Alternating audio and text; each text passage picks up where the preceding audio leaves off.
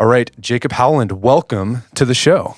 Oh, it's great to be here, Brett. It's an honor and a pleasure to be talking with you today. Well, thanks for having me. We're actually at your office at the University of Tulsa. This is not very often I get to do interviews live with a guest. Usually it's remote. So this is going to be a lot of fun. So you are a professor and you've made an expertise, you've become an expert on Plato. And you spent a lot of your career writing and thinking about Plato. How did that happen? Did you read The Republic in college and you were just hooked since then? Yeah, well, when I was a freshman, actually first I thought I was going to be a physics major, and that kind of didn't pan out. And then I thought I was going to be an English major. And in my spring of my freshman year, I wandered into a philosophy course taught by a guy named David Lochterman. And Lochterman was the most brilliant man, still is, that I've ever known. And he had an incredible passion for philosophy. And it was an intro to philosophy course. And, you kind of get seduced by these really good teachers. And I thought, well, if this guy is this bright and he thinks this subject is this important, I need to take more of it. And then in my junior year, I took a seminar in ancient philosophy with him. And studying the Greeks is really exciting because the world was new and fresh to them. They're the ones who came up with words like philosophy, love of wisdom, politics, athletics, agony, which is the word agon means competition, right? And that's what an athlete feels when he's contesting for victory. And so it's exciting to study the Greeks to begin with, but then we studied Plato. And I remember reading Plato's Symposium, which is a dialogue about beauty. And in the Symposium, the character of Socrates talks about being taught the mysteries of beauty and ascending a ladder, sort of a divine ladder of ascent toward the beautiful with a capital B. And I was entranced by the mystery of philosophy. I thought there was something deep there that I wanted to find out more about, and some deep meaning that I was convinced Plato alone could reveal. So that's how I got started with Plato. And so it's been like that. So how long has that been? Well, that was a long time ago. It's impolite to ask somebody my age about how long it's been, but that seminar was in 1978. So that's already 40 years now. Yeah. So, okay, let's talk about Plato. I know a lot of our listeners have read Plato's Republic. Either they did it in college in some sort of gen ed philosophy course they had to take, or they just did it for pleasure. But there's some people who don't know a lot about Plato. There's a lot of Greek philosophers at this time, the axial age. What made Plato unique as a philosopher, compared to Xenophon or Aristotle and all these other guys?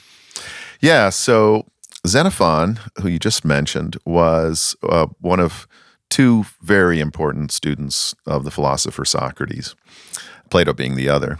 And Plato's student was Aristotle. But it all started with Socrates, who was a very charismatic personality, and I'll be talking more about him later in this podcast. Plato is unique for a number of reasons. First of all, he wrote dialogues, what are usually called Platonic dialogues, 35 of them. And we have all 35 dialogues that were attributed to Plato in the ancient world, plus a number that were attributed to him but are probably not by Plato. And these dialogues are an entire sort of fictional world of the sort that only really the greatest writers like Homer or Shakespeare might produce.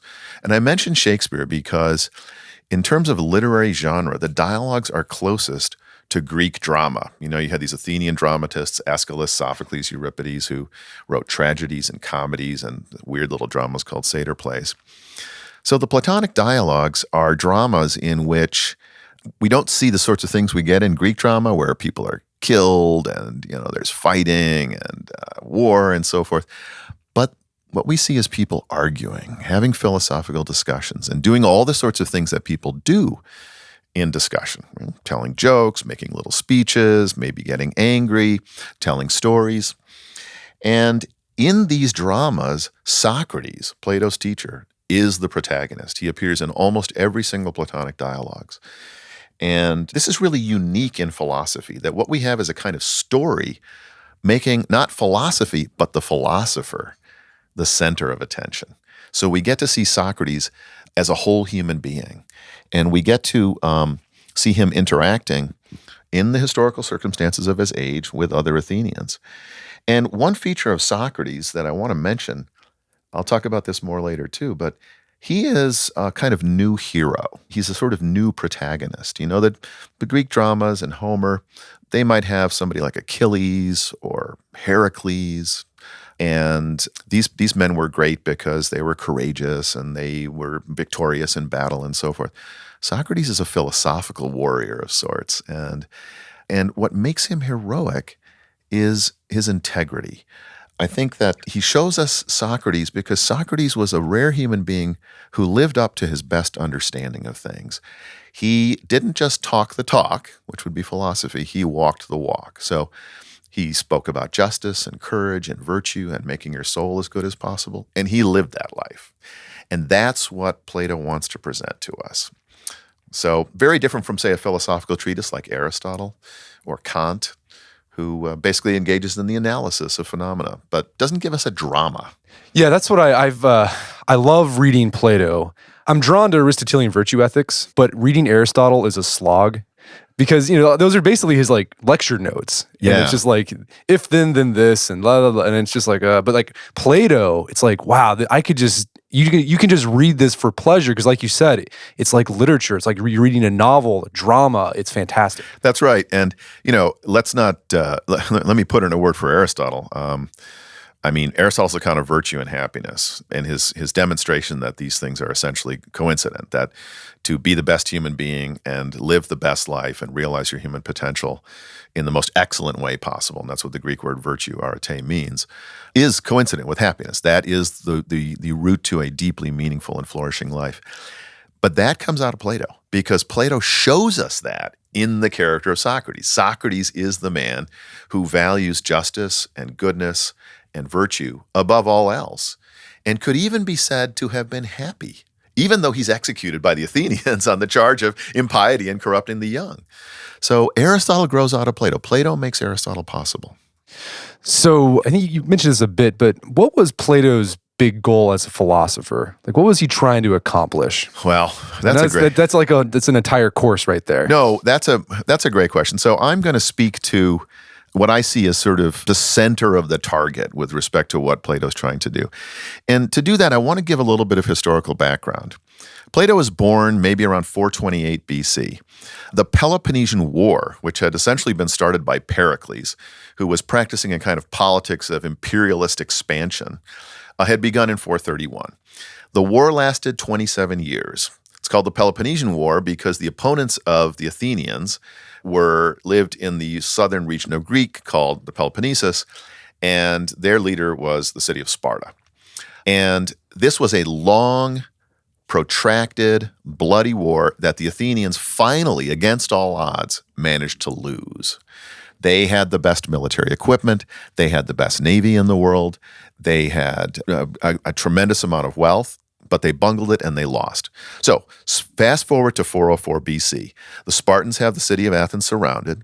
They are starved into submission and they capitulate.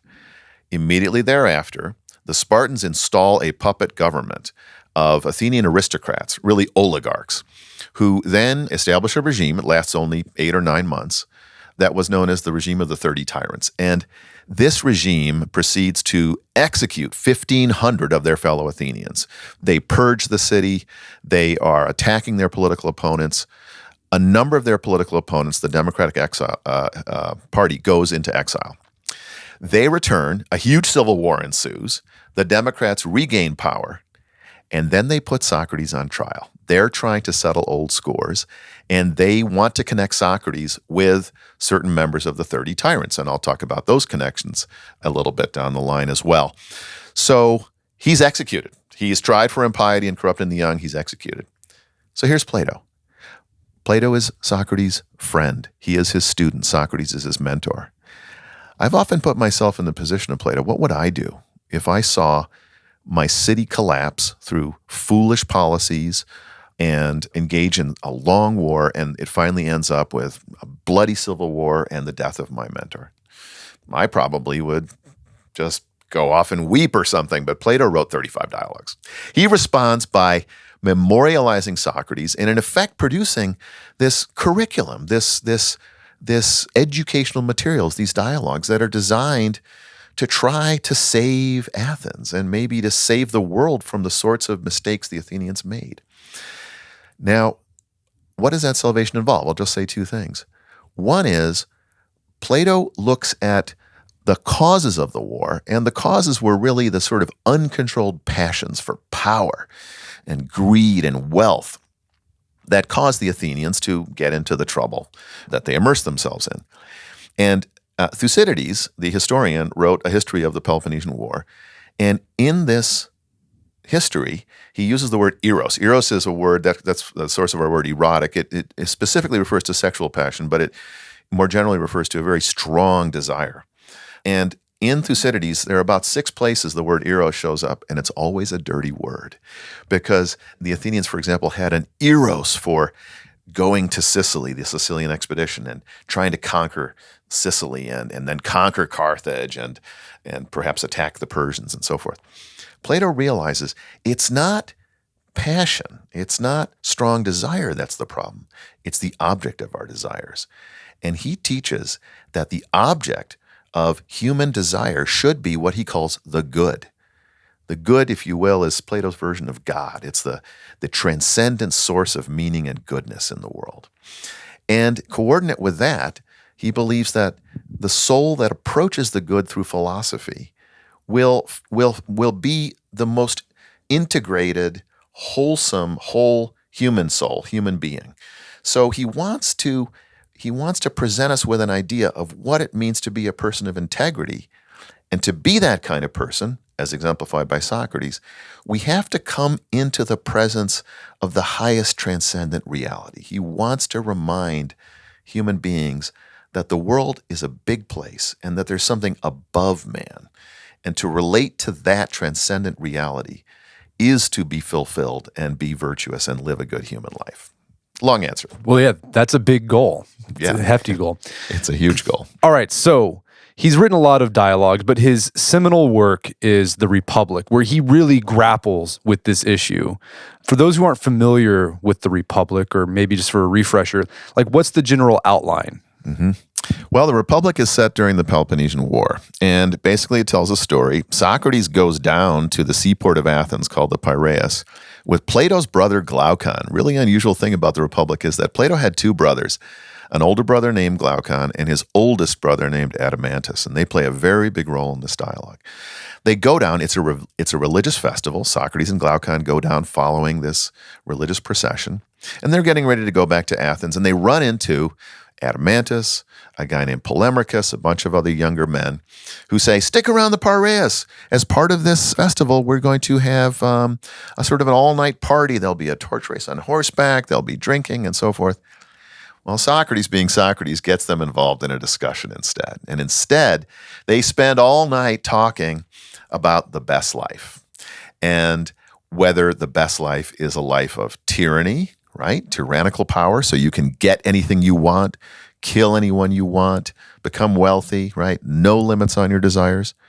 Or is it the life of philosophy and justice? And Plato has a couple of, we can talk about some of the thought experiments. Do you want me to say a bit about that? Yeah, let's go into, because there's a lot of like popular thought experiments that people might even know about, but didn't know it comes from the Republic. Sure, so I'll say a couple things about that.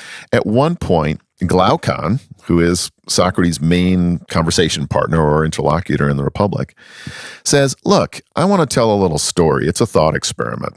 And the thought experiment is designed to show that even people who are thought to be just or think they're just are really at bottom unjust. And here's the experiment. What if you had a ring that made you invisible? How would you behave? This is the story of Gyges' ring, named for the guy who finds the ring. And he tells a little story about a shepherd, a nobody, barbarian shepherd in Lydia, who finds a ring that makes him invisible. And what does he do? Well, he sneaks into the palace, he murders the king, he seduces the queen, and he becomes the ruler of this barbarian kingdom. And he uses the ring opportunely to appear to be just while actually being unjust. So he kills his political opponents and so on. So this is a very interesting challenge because Glaucon says anybody, even those who we think are just or who think themselves just, if they had the ring, they would behave unjustly. And that proves that at bottom, we're all unjust. Another famous, it's not exactly a thought experiment, but it's an image in the Republic, is called the cave image. I think it's a very powerful image. And so Socrates says, here's an image of what it would mean to be educated. And he says, our initial condition is we're born into a cave. We don't know it, but we're prisoners, chained up in a dark cave. And we're shown images cast on the back wall of the cave, which are really shadows produced by puppets held in front of a fire way above and behind us. We don't even know it's there. So it's something like watching a movie, right? And the prisoners in the cave think that these shadows of artificial objects are what is real. And if you think about what they're watching, it's a story. Socrates says they're men and animals and tools. And the cave is an image of culture. Every culture, if you like, is a cave. And people are born into it, and they're taught. These are the realities. And this is, for example, what it is to be manly. This is what it is to be successful. This is who our gods are. And philosophy is getting out of the cave into the sunlit uplands of truth and being, where, incidentally, one encounters the highest principle of reality, according to Socrates, the good, which Socrates presents in an image as the sun, the source of light and life. So education is getting out of the particular cave of our culture and seeing things from the perspective of reality itself, the real world, and liberating ourselves from the prejudices and the short-sighted understanding of things in our culture, and in particular, the game that goes on in the cave, because in every cultural cave, there's a quest for power and a quest to try to be the person who manipulates the images. And the people who are involved in that are often unaware that there's anything outside of the cave. So those are two very interesting images. Well, they are, and those, I mean, they creep up in pop culture today. So like Sure. Gaiji's Ring, The Lord of the Rings, like that's Absolutely. Tolkien picks up on this. In fact, we can go back to Richard Wagner, who wrote operas as part of what he called the Ring Cycle. It's the same idea. And then Tolkien picks up on this. The cave image, incidentally, we see that, for example, in The Matrix. That's what I was thinking. Yeah, so The Matrix, I tell my students, watch The Matrix. You only need to watch the first one. By the third one, I was rooting for the machines. But if you haven't seen The Matrix, it's we live in a world of illusion. That's essentially the cave. And some people get out of that world of illusion and encounter reality. But there's one major difference I have to say about The Matrix. For Plato, and this, by the way, is why the Christians and in general, and also the Jews and the Muslims, they loved Plato because, again, he emphasized the good and this notion of a transcendent source of being and life. And the fundamental idea there is that the created world is good. The world is good. And that happiness and fulfillment comes through contact with reality in all of its concreteness and in all of its vibrant life. The Matrix, it's sort of a more modern view of reality, or even postmodern. The only thing reality has to recommend it in that film is that it's real. It's not particularly good, because once you get out of that illusion, you realize you're actually slaves, and the people who've gotten out of the Matrix are on some spaceship. It probably smells horrible. The food it's a colorless environment. The food is some nasty gruel, but it's real. It's real. And that alone, human beings want to have contact with reality. That's a Platonic principle. That's what fulfills us. Maybe The Matrix is a Nietzschean version of Platonism. I think that's right, yeah. The Matrix is a kind of stripped down view. In that film, there's no God, there's no fundamental principle of nature and the goodness of nature, but it's still real. And I think that the filmmakers and Plato and philosophers in general agree that the human mind and the human soul needs to be coordinated with reality. Nietzsche, by the way, who, was sort of famously nihilistic and, taught that God is dead and so forth. In the preface to Beyond Good and Evil, he describes philosophers as we whose task is wakefulness itself. So the idea of waking up from a dream, a world of illusion, coming out of the cave, that's essential to philosophy, even if you're Nietzsche. So, but another big part of the Republic is this thought experiment. A big one is creating these cities in speech. Mm-hmm. So Socrates, with his interlocutors, decides to create these imaginary cities. Why did he do that? What was he trying to do by creating these imaginary cities? Yeah, so again, I mentioned that the issue in the Republic is whether the life of justice and virtue is preferable to the life of tyranny. And Socrates is asked at one point to prove that it's better to be just than unjust. And so he says, the soul is a very hard thing to see. He sort of says it's a very small thing. In fact, it's invisible, right? So how do we get to know someone's soul or character? Well, I can't look directly into you, Brett, and see what sort of person you are, but I can see what you do, I can see what you say, I can see how you behave. But Socrates says, the city is the soul writ large. And if we look at a city, which is, an entire political community, we could get a better idea of what justice is. And so the city is an image of the soul. But in fact, Socrates then starts laying out these cities. And each city teaches us something about a whole way of life. By the way, the word republic in Greek is politeia, and that word means regime. And for the Greeks, a regime was an entire way of life. So we get a sequence of cities. The very first city is sort of designed to appeal to Glaucon and Socrates' other interlocutors and kind of test them and see whether they respond to this vision of what it would be to have a healthy community. The first city Socrates describes as true and healthy, and it's a group of very moderate human beings who have little technological development. They have a lot of leisure. They have a lot of leisure because they don't need to work too hard. They don't have very expansive needs. And their life is spent basically in community with one another and enjoying simple pleasures and simple food.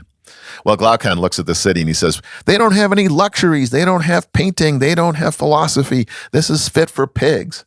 So Socrates says, oh, I see. You want a city where we let our desires grow and we can fill ourselves with luxuries.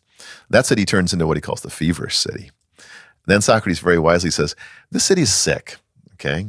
That first city was true and healthy, but let's purge this city. Then he introduces another one that looks a lot like Sparta, a much more sort of Spartan city, right? Moderation, kind of enforced moderation, manliness, a regimen of physical exercise and spiritual toughening. And that looks pretty good, and Glaucon's interested in that. But then his friend Polemachus says, wait a second, Socrates mentioned something about women and children. And they're young men, so they want to know more about that. And so then Socrates says, well, okay, I'll tell you about that. And the city then turns into what will become, at the end of its development, the city of philosopher kings in the Republic. That's called the Callipolis.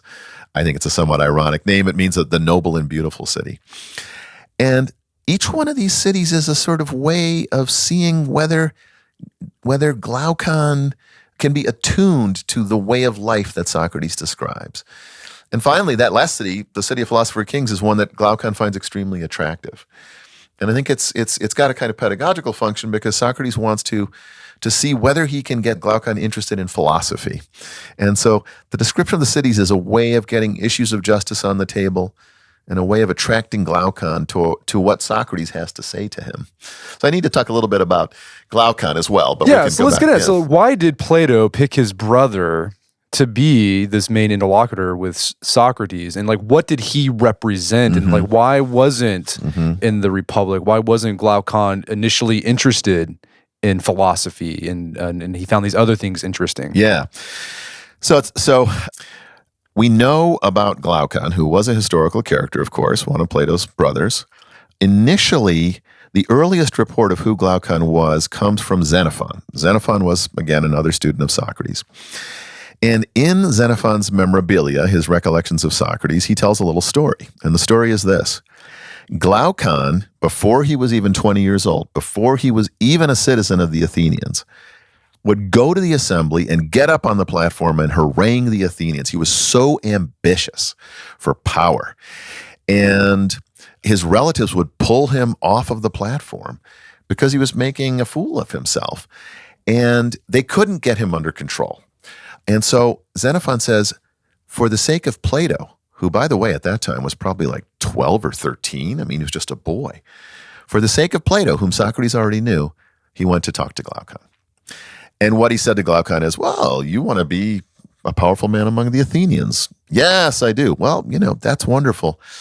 What do you know about economics? What do you know about military matters?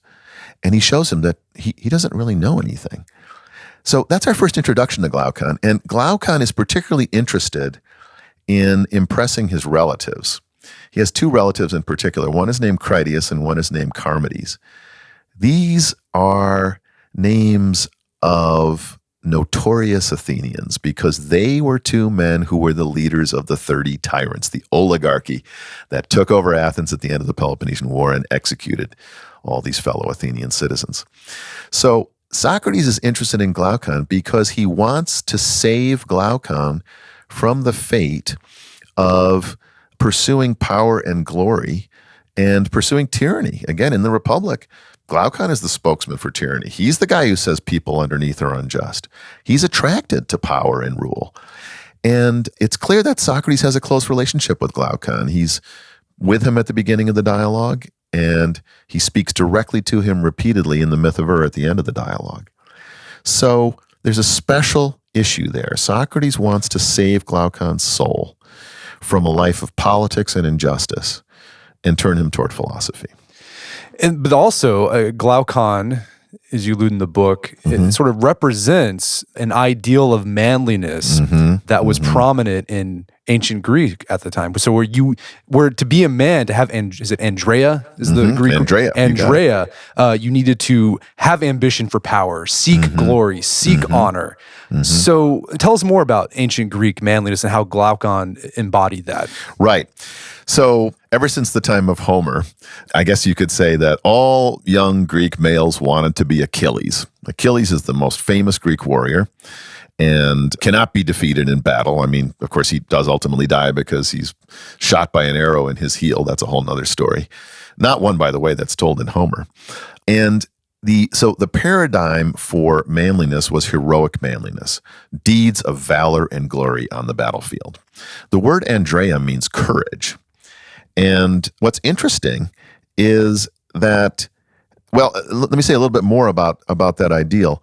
I think it's reasonable to think of the Greeks as part of a sort of Mediterranean culture of manliness. I would actually refer to the Sicilians here, if anyone knows the story of the Godfather, okay? In the beginning of the Republic, Polemarchus, who is one of Socrates' interlocutors, says justice is harming enemies and helping friends. And the harming enemies part, Socrates argues against. Think about what it would mean to be a godfather, this sort of Mediterranean and Sicilian idea of manliness, which is very much like the Greek idea. You don't let people hurt you. You hurt them. Revenge is a big thing, okay? And so this is the sort of standard heroic ideal of manliness. What's interesting about Socrates is that he represents a very different ideal. Socrates is himself, and we know this is historically true, he was a distinguished warrior.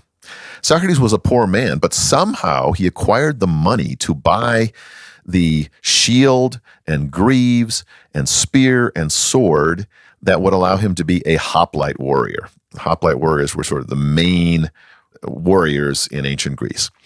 And he distinguished himself on the field of battle. There's a dialogue called the Charmides, in which Socrates returns from a very bloody battle, in which he saved Alcibiades, another famous Greek warrior, and then turned down. We know this from the symposium. He turned down the awards. He said Alcibiades should get the awards.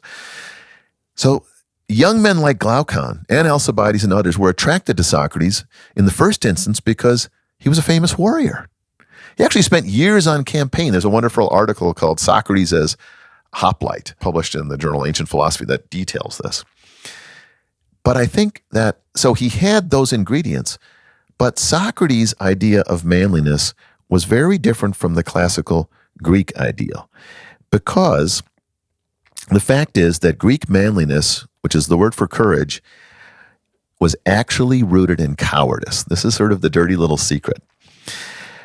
If we look at Homer, Hector, the great Trojan warrior, is facing Achilles outside the walls of Troy.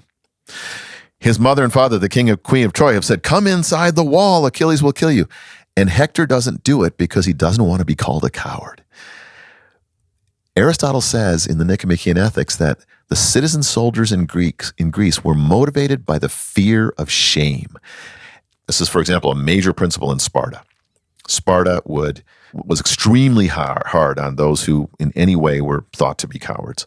So the fear of disrepute is what drove ancient Greek courage. Here comes Socrates. Socrates has a different idea of manliness. His idea is the courage to do what is right and just, no matter what people think of you. And this comes to a head in the case of the trial of Socrates. He's tried for impiety and corrupting the young. It is said by his accusers that his philosophizing harms his fellow Athenians.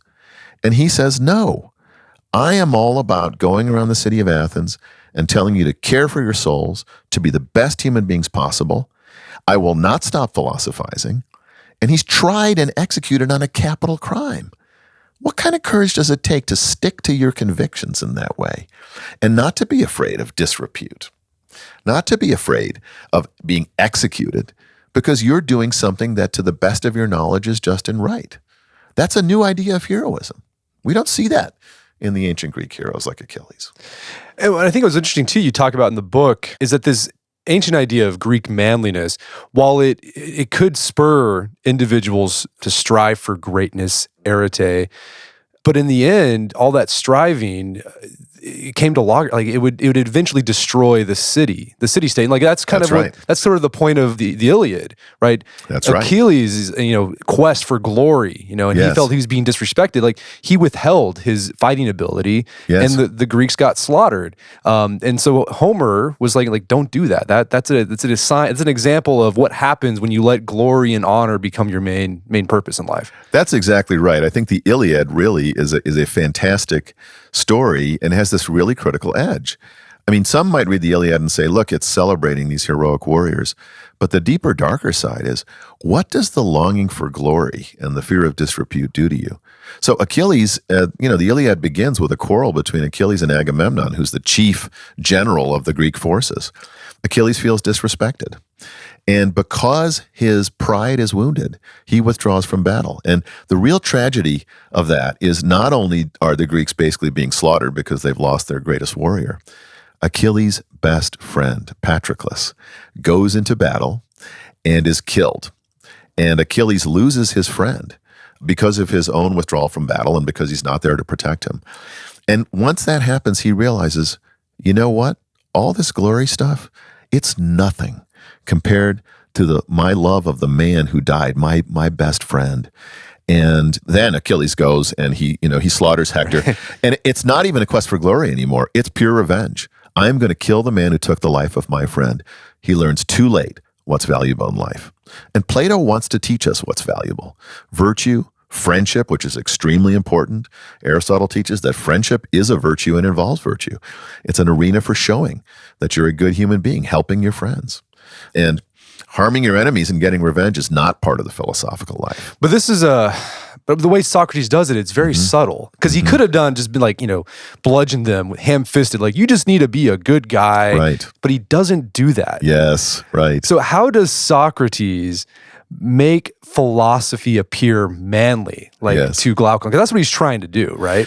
Yeah, I mean, this is right. So the way I read the Republic is that he is trying to bring Glaucon permanently into his orbit. He wants Glaucon to become a student of philosophy and to spend his life philosophizing. And in the Republic, by the way, Socrates says that philosophy is a lifelong quest. Philosophy, as he says famously in the Apology, is the examined life. And Socrates says the unexamined life is not worth living for a human being. But so we know that Glaucon has spent time with Socrates, but Socrates feels he's not really permanently attached to him. And really the tragedy of the Republic in a way is that Glaucon is caught between Socrates, whom he admires and respects as a warrior, as a man of intellect, and Glaucon is schooled in mathematics, he's poetically gifted, he's an educated guy, on the one hand, and the pull of his relatives, Critias and Charmides, whom I said earlier, we see as early as the story Xenophon tells about him before he's 20, he wants to impress. He's very drawn toward the political life that's represented by Plato's relatives, Critias and Charmides.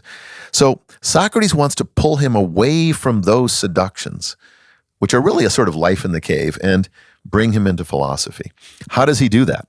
Well, he presents this city called Callipolis, in which the greatest warriors are going to achieve the greatest honor. He describes an army training of warriors, both male and female, who will protect the city, who will maintain civic order. And then the best of those warriors, who are also the best in study and in learning, and Glaucon is again very bright and intelligent, will be promoted to the level of philosopher kings. And I should say, we know that Glaucon is manly because early in the Republic, Socrates quotes a poem made by Glaucon's unnamed lover, who, weirdly enough, some have attributed to the poem to Critias, right? Saying that Glaucon was a very bold and courageous warrior. So I think he tries to lay out this city of philosopher kings as a way of hooking Glaucon. Here's a regime you could imagine yourself in, and if you're great in battle, you'll get all these honors and power and so forth. And if you're the best of the best, you could become a philosopher king. And then, so the idea would then be that if Glaucon gets interested in this regime, which he is very interested, he might hang around with Socrates and pursue philosophy. I think that's the gamble that Socrates is taking. So yeah, he tries to hook him with this idea of what could be in store for a guy like Glaucon. So he's using that passion for glory and honor, sort of nudging him in a different direction towards something more positive. Right.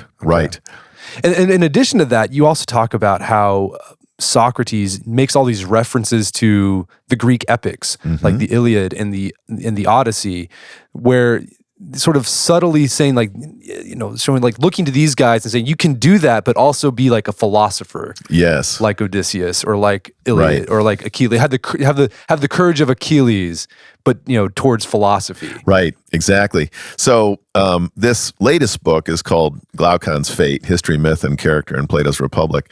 But my first book, which Brett has already read, you already read. Yeah, it's good. Is called The Republic, the Odyssey of Philosophy. And that book read Plato's Republic as a kind of philosophical odyssey. And in fact, in other dialogues as well, philosophy is presented as a kind of Odyssey in quest. So what's the Odyssey? Well, Odysseus leaves home, has all these adventures, finally returns home. And in the Republic, it's presented as a kind of journey. I mean, Socrates and Glaucon at one point, they're said to be sort of at sea, and they have to jump into the sea and swim. And one can find specific parallels that I won't go into to Homer's Odyssey. But the idea is that it's an intellectual Odyssey and a spiritual Odyssey, right? You could also think of coming out of the cave as a kind of Odyssey of the soul. So there's clearly something about manliness or courage that is reflected in the use of a character like Odysseus. By the way, in the Apology, Socrates compares himself to Achilles. He compares himself to Heracles, whom we know as Hercules, who went around the world killing monsters and sort of saving civilization. And then the question becomes, well, what exactly is the role of courage in philosophy? And again, I think manliness, andreia, courage, plays a central role because at the end of the day, I think what Plato wanted to show us in Socrates is what it means to be a person of integrity. We might say a self, an active, reflective, responsible individual. Not to be swept up in the passions of your community, like Athens and the Peloponnesian War. Not to be swept up in whatever values your particular cave of culture might be promoting, but to be your own person, to be reflective, to be deliberate, to understand what is right and good, and to do it. And by the way, Socrates was famously a man of integrity. Kierkegaard, the 19th century Christian philosopher who loved Socrates and modeled himself, he thought of himself as a Christian Socrates, actually suggests in his journals and notebooks that Socrates is the only person outside of Christianity who is without sin. And what he means by that is he says, he walks the walk and he talks the talk. There's no gap between his knowledge of what is right and good and his action. And that requires manliness. That requires courage. Because to be a good person at all times is difficult because we are surrounded, by many mediocre individuals and some bad ones. And the just man in unjust times will not be lauded and not be approved. And so you've got to have the courage of your convictions, but your convictions also have to be right and good.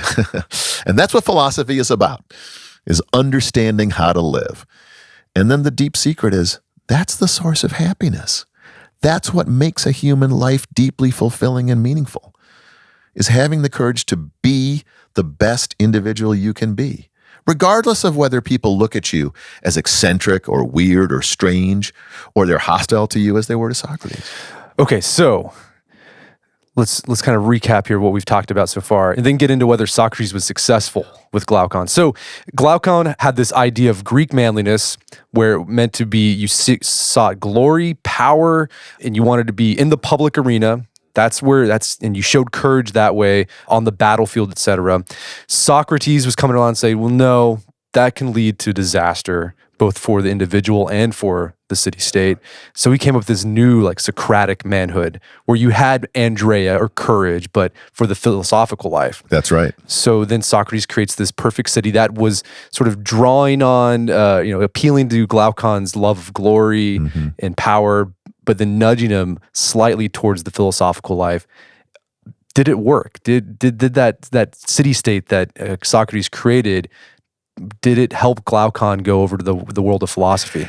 Well, that's a good question. I need to say something more about this city, because I have a somewhat individual take on this city called Callipolis, the noble and beautiful city.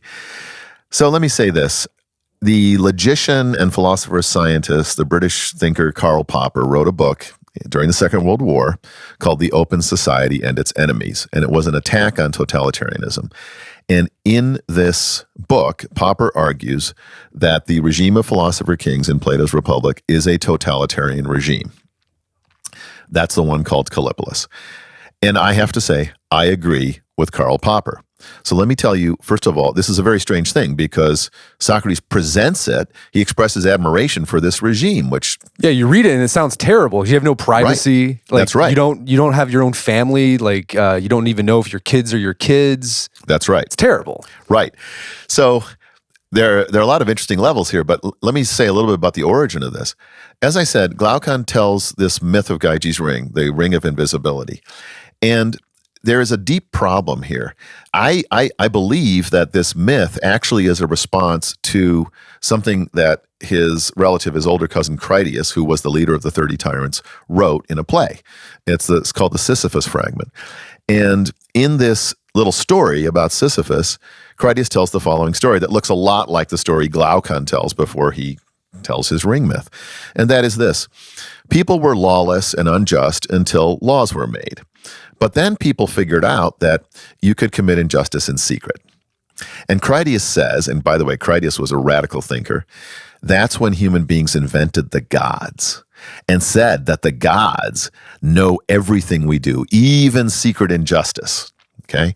And the Sisyphus myth ends with Critias saying, and that's how human beings put an end to injustice, because they got people to believe in these all-seeing gods.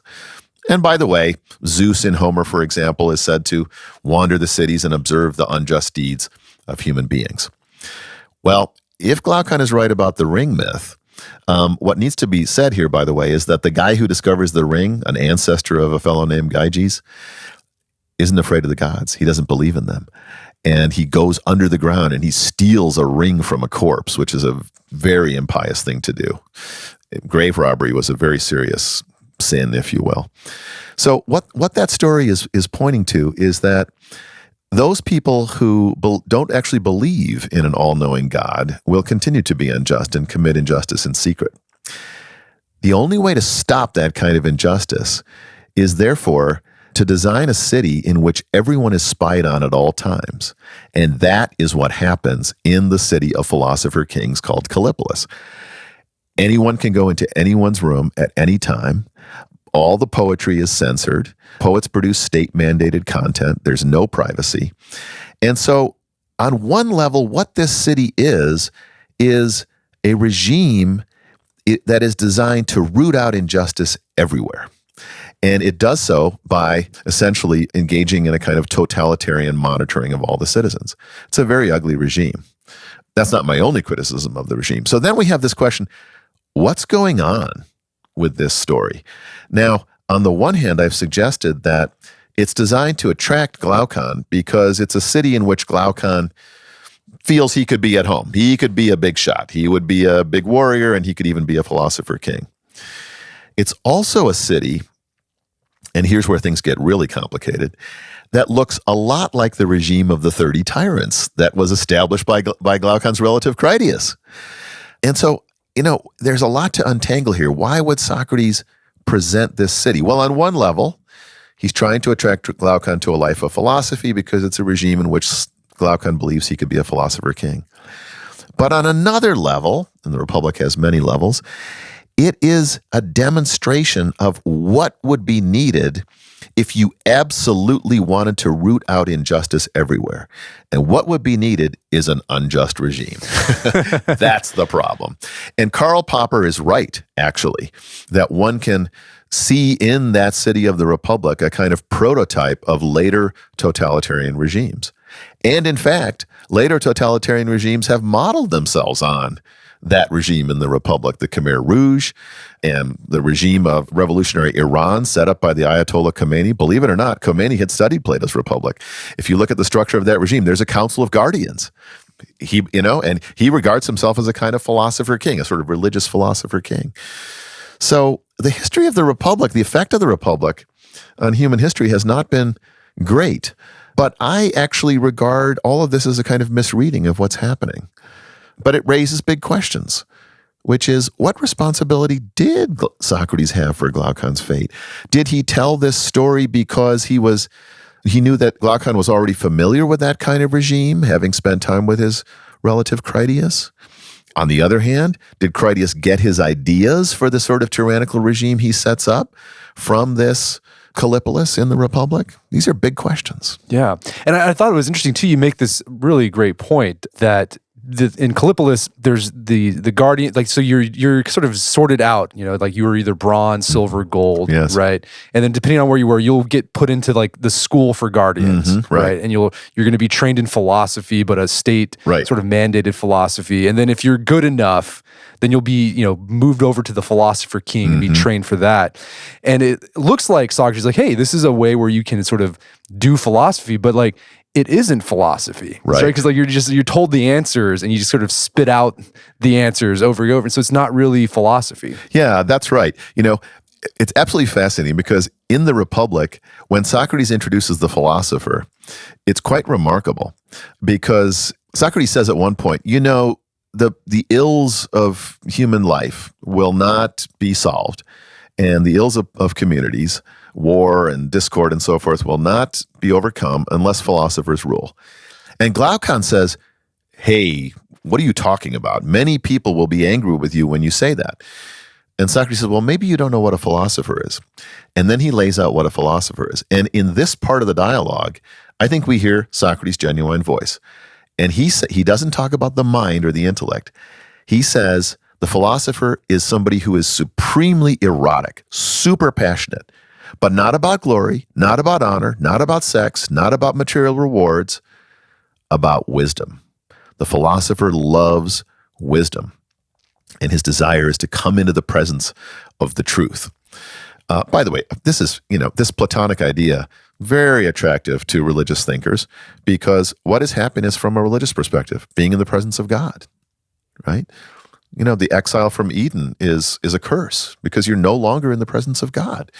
So, in any case, what happens as he then lays out the regime is that erotic philosopher kind of disappears and is replaced by a dogmatic philosopher. And essentially, the state has sort of one version of philosophy, and there's a long training in metaphysics and in analytical thinking and so forth. And there's no debate. We don't have Socratic dialogue. If you sort of ask, would Socrates be happy in this regime? If Socrates lived in this regime, he would be asking questions, as he always does. He would be questioning the philosopher kings. They would not take kindly to it because they are part of a school of philosophy. So there's a kind of calcified version of philosophy in the Callipolis. And what's interesting is in Book 7 of the Republic, Socrates lays out the whole curriculum for the philosopher kings. The word eros never shows up. It's not erotic. It's compared to gymnastic, which means exercise in Greek. It's a grind. It's very strange. It made me think when I was reading that part in the Republic, and then also in your book, it made me think of just sort of how school is for a lot of young people today, right? You don't go because of the love of learning. You just go because there's these hoops I got to jump through in order to get the degree so I can get the nice job that will pay for whatever. That idea that Socrates is putting out there for the education of a philosopher king, it reminded me of that for some reason. Yeah, I think that's right. And I think you're pointing to a very serious problem, because I guess I would say that what we see in the Republic, what substitutes for philosophy, is something more like ideology. That is to say, if we go back and look at the totalitarian character of the regime, one of the reasons that they're spying on everyone is they don't want challenges to their authority. And it's a very kind of abstract thinking. Socrates, so to sort of go back to why Plato wrote dialogues, they're very concrete. Every discussion in a Platonic dialogue starts out in an ordinary human context and returns to that context. There's a dialogue called the Laches, for example, where the issue is courage. And the question of what courage is comes up because a couple of men are asking Socrates whether their sons should study a certain technique of fighting in armor. And that quickly leads into the discussion of what is courage. The philosophical regime in the Republic is characterized by very abstract thought. It's not connected with the concrete character of everyday life. And I think our education today is often sort of imposed from above in very abstract categories. It doesn't appeal to the concrete desires of existing human beings and doesn't really nurture their longing to explore and discover, doesn't stimulate their passion. So there is a sense in which the kinds of mistakes that we see being played out in the Republic of sort of abstract thinking and a kind of one-size-fits-all implementation from above, state-mandated content and so forth are being repeated today. I don't know if that's very clear, but that's my sense. That's what I think. And so this goes to show how the Republic is still relevant today. Yeah. We are still grappling with this idea of what does it mean to be a man? Yes. And does it mean to sort of that Homeric manliness where it's bravery on the battlefield and having a love of honor and glory, or is it something different? And if it is something different, how do you nudge men in that way without being condescending, yes, and making it so unattractive that I don't want to the whole new man thing of the 1960s and 70s ponytail guy, right? That didn't work, and we're still grappling with that issue. No, I today. think that's right. And I think a lot of categories are confused here. As you know, Brett, there's a lot of discussion of toxic masculinity, and obviously there are forms of masculinity. I would say that Greek heroic traditional masculinity is toxic in the sense that it involves a competition for glory and power, and that's very destructive of human communities and of individuals. But I don't want to get lost in all this discussion of toxic masculinity, the models of good masculinity. And I think Socrates is trying to model that. And, masculinity is, I'm probably preaching to the choir here, but this is not a bad thing, because courage is not a bad thing. And standing up for what is right and taking account, as Socrates says in the Apology, by the way, he imagines someone saying to him, "Aren't you ashamed of doing something that could result in your being executed?" And Socrates says, "Not at all. The only thing you should care about is being the best human being you can. You should care about justice. You should care about your soul being in the best condition possible." There are a lot of forces in contemporary society that pull us in other directions, that distract us, that seduce us with promises of pleasure and entertainment and wealth and power, and turn us away from the question of being the best people we can be. And frankly, it takes courage to pursue that goal often in society and to turn away from these seductions. I think C.S. Lewis said that every virtue at the breaking point turns into courage. Right. Because you have to take a stand. And, one of the things that I think that Socrates stood for is cultivating the individual as an individual. Socratic education, Socrates believed that we don't really know anything that we haven't worked out for ourselves. Education is not pouring water from a full cup into an empty cup. We need to be active participants in our own learning. And one of the great things that comes out of that is discovering who we are. Self-knowledge was a major element of Socratic philosophizing. So discovering who you are as an individual and what it is that makes your life fulfilling and rich, and not wavering from that, right? Not being swept away in social currents or fashion. And there is a kind of manliness that is required to pursue that kind of path. So I don't think we're doing a particularly good job of educating young men to manliness, or even defending manliness, good manliness today, because we don't educate people Socratically. I think sort of the individual attention and the excitement of learning are things we need to recover, because that's the route to virtue, opening the mind to the world, opening the mind to reality, and showing young people the joys of learning and letting them become confident about their beliefs and their opinions.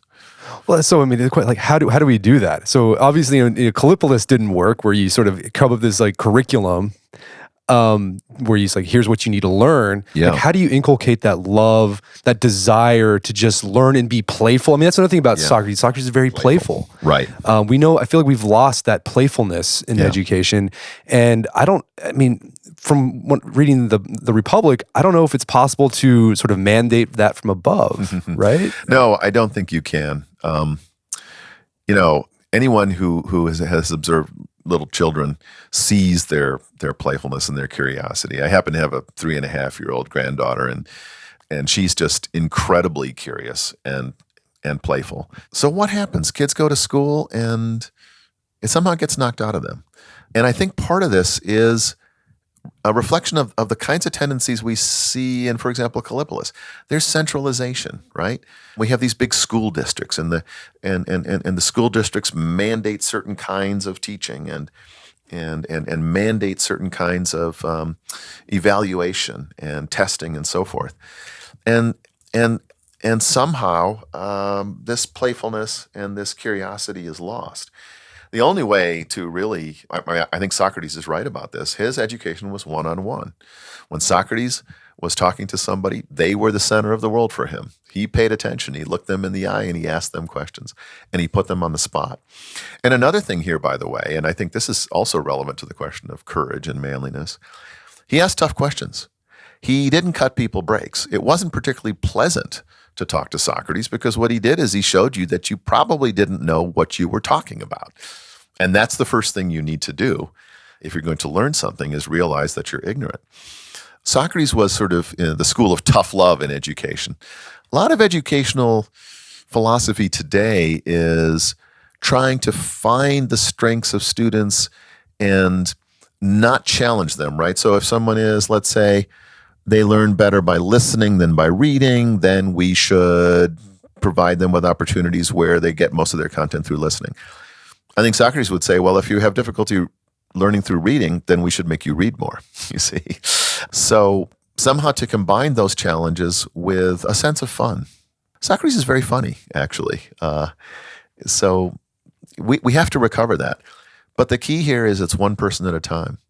I've been teaching at the University of Tulsa for 31 years, and every day that teaching and learning occurs in my class is a good day. And it occurs one student at a time, right? I'll have a class with a bunch of students, but it's individual students I'm teaching, and they're the ones that come up to me and say, that's interesting what you said. I want to learn more about that. One little victory at a time. As you were talking, do you think it's harder to ask questions and be playful with ideas in today's world, or is it actually easier compared to Socrates' time? I think it's actually harder to ask questions because we've been talking about shame and fear of public opinion. I said that Greek heroism was rooted in that fear especially, even more than in the love of glory, right? And today, there are certain subjects that professors have to be fairly intrepid to even raise in class. Certain issues having to do with sexuality or religion or minority groups and so forth. And a lot of professors really shy away from those sorts of issues. One way to approach them, by the way, and this is why I think studying the ancients, for example, is a wonderful thing, is through reading books like The Republic. I mean, the one thing about The Republic is it's very interesting on the question of males and females and roles of women and men in society and so forth. And you can approach these issues if you're talking about another text, not necessarily directly addressing questions in contemporary culture. Because frankly, there's a lot of pressure. I think students have complained about this as well as professors. What if I voice an opinion that people might take the wrong way? What if I say something that might offend somebody?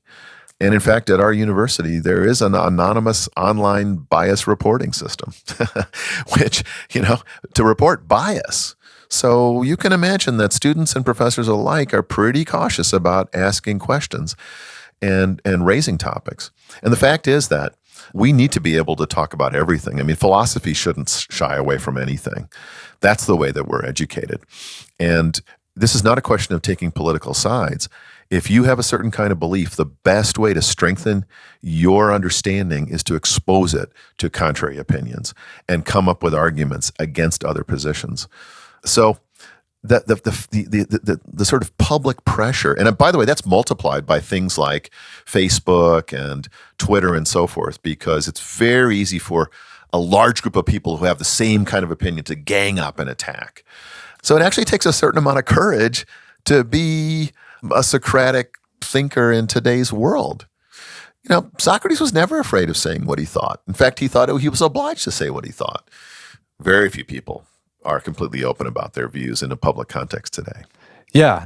So I mean, that bias hotline sounds like Callipolis, right? No privacy. Mm-hmm. Just It's a problem. It's a problem. And I think that people need to learn to be tough. Plato loves to compare the body and the soul. How do you get a healthy body? Well, one thing is exercise. What is exercise? It is putting your body in a position where you are overcoming resistance. What does a healthy soul look like? A healthy mind. Putting yourself in a position where you're overcoming resistance. That means there has to be resistance. That means there have to be ideas that are anathema to you when you first look at them, right? Only then do you develop the kinds of intellectual virtues and strengths that can allow you to have a better understanding of your views, a better understanding of other views. And, the promotion of honesty and public discourse is absolutely crucial, but it requires people who are prepared to engage in that kind of often rough and tumble debate. And I don't think we do our students a service by shielding them and coddling them and making sure that we don't step on their toes, because they're not going to learn those kinds of skills. And they're not going to develop the confidence in their individual selves as active, reflective centers of thought and action. And that's what it means to be a fully flourishing human being from the Socratic perspective. You need andreia. It all goes back to manliness, goes back to courage. So what do you think happens to Glaucon? Do you think, I know that maybe this is sort of killing but like, do you think Socrates was successful? Or did he realize, this little gamble I took in making this thing that appealed to Glaucon, it actually backfired. And he's like...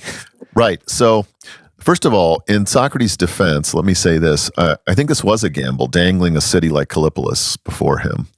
And however, had Socrates not intervened with Glaucon, there's no question that he would have joined the regime of the 30 tyrants and participated in that tyrannical oligarchy and engaged in many unjust deeds as a result. Why is there no question? Well, Plato leaves a letter called the Seventh Letter. And in the Seventh Letter, he explains his own experience.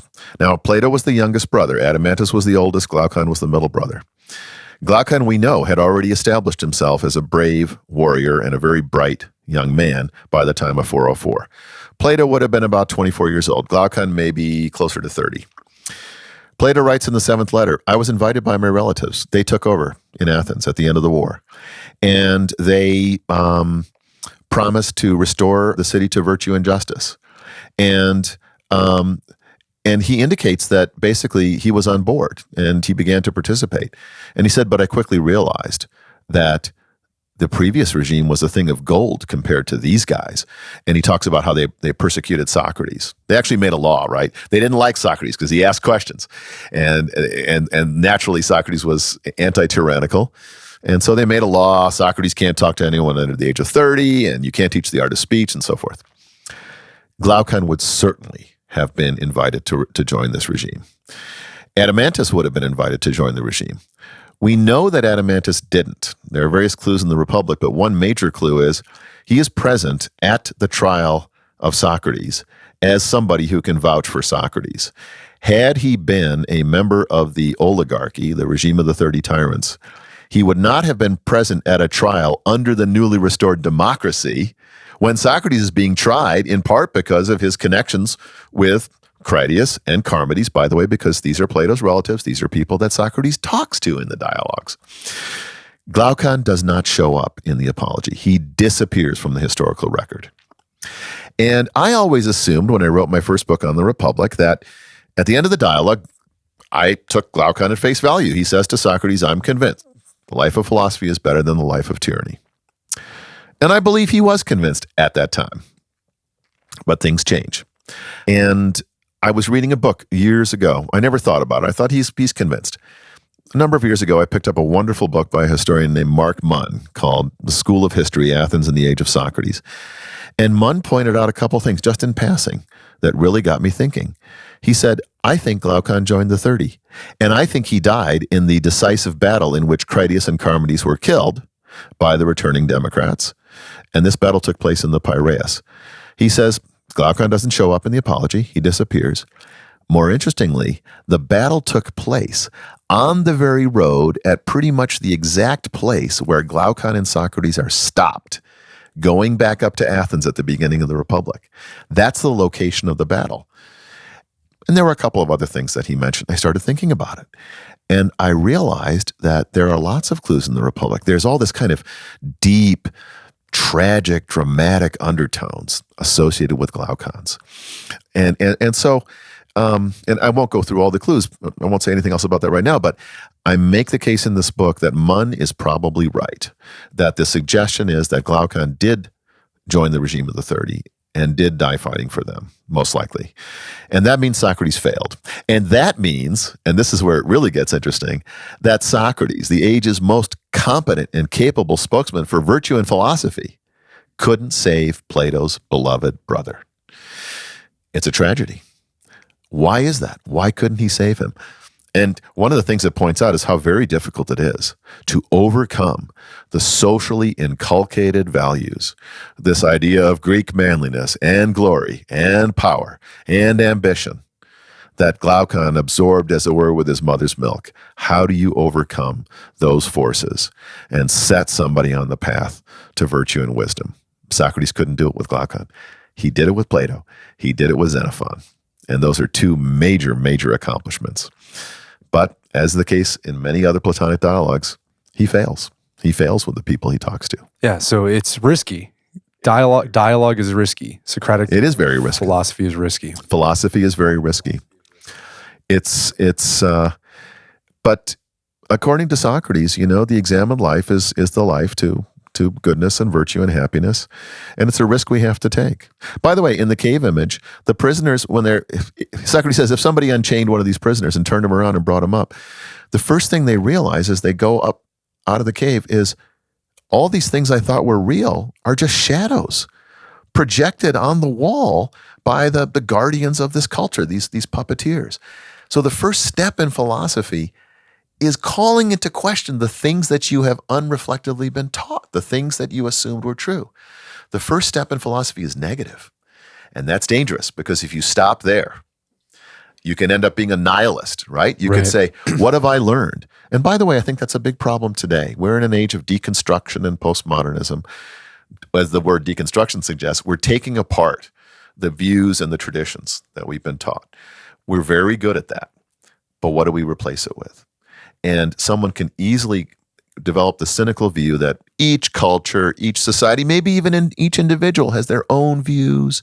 There's no truth. There's no outside of the cave, if you will. So that negative moment is very dangerous. Glaucon stopped too early. He should have continued with Socrates. And I'm convinced that if he had finally come into the presence of the good more closely, come into the presence of the goodness at the heart of creation, at the heart of the world, that he would have had the fulfillment that Socrates describes in the Republic. Socrates describes that happiness at the end of the philosophical quest. I'm convinced that Socrates had it, and it would have been Glaucon's salvation. But my guess is he didn't save him. Didn't work. Well, Jacob, this has been a great conversation. Is there some place people can go to learn more about the book and your work? Sure. Well, I mean, you can. I actually have a website. I think it's called jacobhowland.com. I say I think it's called because I don't really look at it a lot. But you can look at my book, Glaucon's Fate: History, Myth, and Character in Plato's Republic, on Amazon. There is a review coming out in the Claremont Review of Books, and there should be a review in City Journal online in a month or two. So, but check it out on Amazon. There are a couple reviews. You can look at it there, and I hope that interested listeners will buy the book and find out more about this sort of historical mystery. Right. Well, Jacob Howland, thanks so much for your time. It's been a pleasure. Thank you so much, Brett. I really appreciate your talking with me. My guest today was Jacob Howland. He is the author of the book Glaucon's Fate. It's available on Amazon.com and bookstores everywhere. Make sure to check out our show notes at aom.is/republic, where you can find links to resources where you can delve deeper into this topic.